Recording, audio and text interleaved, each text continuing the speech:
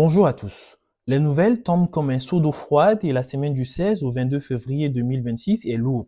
Du bras de fer social à N'Djamena à l'embrasement sécuritaire au Boku, en passant par un spectaculaire réchauffement avec Paris et des zones d'ombre sur le sort des réfugiés en République centrafricaine, le Tchad traverse une séquence de fortes turbulences. Grève prolongée des enseignants du public, officiers tombés sous les balles à la frontière soudanaise, accusations d'inaction des services de sécurité, revirements diplomatiques, ces crises, loin d'être isolées, dessinent le portrait d'un État sous pression.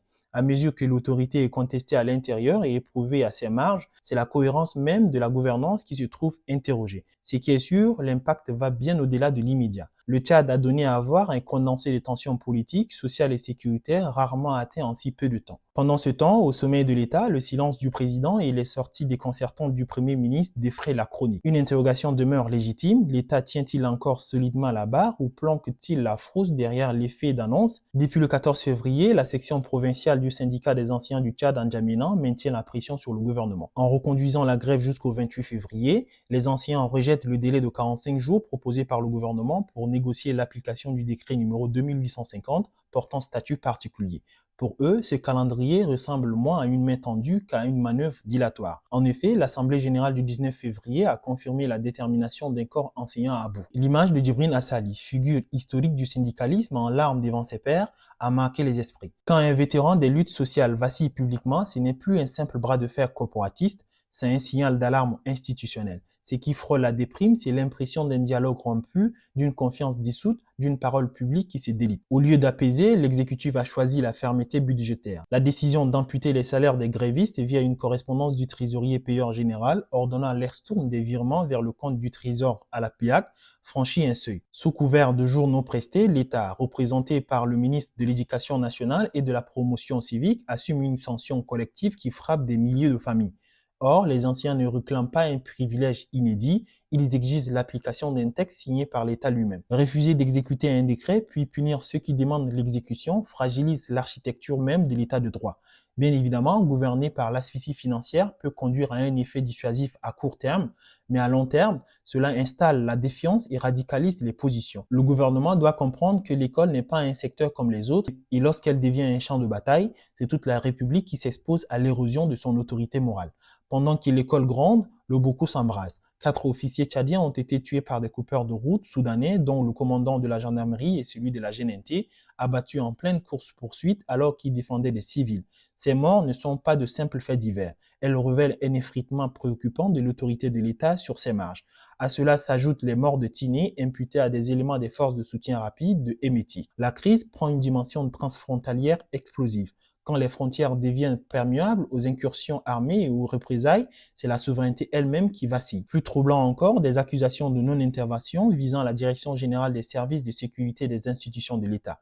Si ces allégations étaient confirmées, elles constitueraient un scandale majeur dans l'appareil sécuritaire tchadien, car la sécurité nationale ne peut obéir à des priorités sélectives. Et un État qui protège à géométrie variable rompt son pacte fondamental avec les citoyens. Comme cerise sous le gâteau d'une semaine déjà lourde, la suspension du général Dimta Ben Dergon, délégué du gouvernement auprès du Boku pour, je cite, fuite et refus d'assumer ses responsabilités, fin de citation, ajoute à la confusion. Il est d'une importance capitale de comprendre que la sanction administrative ne suffit pas à elle seule à masquer la question centrale: qui tient réellement le terrain? Aussi, convient-il de préciser que l'assassinat du chauffeur d'une agence de voyage en début de semaine illustre la banalisation de la violence. Lorsque l'insécurité intérieure s'additionne aux tensions extérieures, la crédibilité du pouvoir central s'érode mécaniquement. Il ne suffit plus de communiquer, il faut restaurer l'autorité, clarifier les chaînes de commandement et surtout trancher sans ambiguïté. Sur le front extérieur, le contraste est saisissant. Un an après le départ des soldats français, la poignée de main au palais de l'Élysée entre le président Maman Idriss Déby Itno et les autorités françaises marque un spectaculaire réchauffement avec la France. Officiellement, il s'agit d'ouvrir une nouvelle page de coopération, y compris sécuritaire. Mais ce revirement rapide interroge. Après avoir mis en scène une rupture présentée comme un tournant souverainiste, l'exécutif opère un rapprochement sans véritable débat public. Pourtant, nous le savons tous, la diplomatie exige constance et lisibilité. À défaut, elle nourrit le soupçon d'improvisation. Dans le même temps, le dossier des réfugiés tchadiens en République centrafricaine assombrit le tableau. La nouvelle dynamique pour le changement au Tchad évoque un possible accord au pacte ayant conduit Bangui à annoncer la fin du statut de réfugié de longue date après concertation avec N'Djamena. Si un retour contraint devait être confirmé, Il heurterait le principe de non-refoulement et exposerait le pays à un coût diplomatique et moral considérable. Dans l'un ou l'autre cas, ces deux séquences traduisent une diplomatie sous tension. À l'extérieur comme à l'intérieur, la cohérence fait défaut. Et lorsque la ligne stratégique se brouille, la parole publique perd sa crédibilité. Dans ce contexte déjà lourd, la communication gouvernementale est ajoutée à la perplexité. En déplacement à Bangor ce 18 février 2026, le Premier ministre tchadien Alamai Halina s'est offert en spectacle en affirmant, je cite, « Bientôt, même quand vous êtes dans un avion à Bangor, vous verrez une aiguille par terre depuis là-haut. L'électricité sera partout à Bangor, fin de citation, avant d'assurer que, je cite, le maréchal Mamad Idriss Déby Itno ne mange jamais, fin de citation. Si la première affirmation se rapporte à une diversion politique, la seconde fait preuve d'un griotisme sans pareil.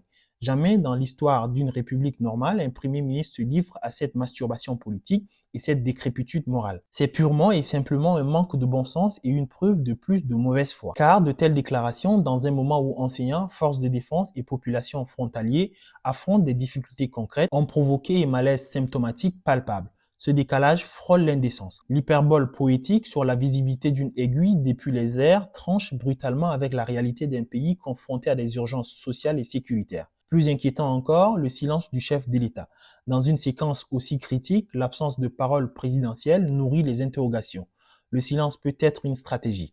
Il peut aussi être perçu comme une distance, voire un retrait. Et dans un climat où l'opinion cherche des repères, l'absence de cap clairement exprimé laisse place aux spéculations. Pris isolement, chacun de ces événements mérite une réponse ferme et structurée.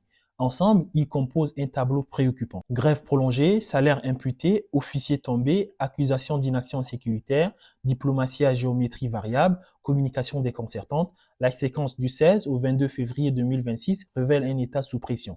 La tentation pourrait être de minimiser, de temporiser, de gagner du temps.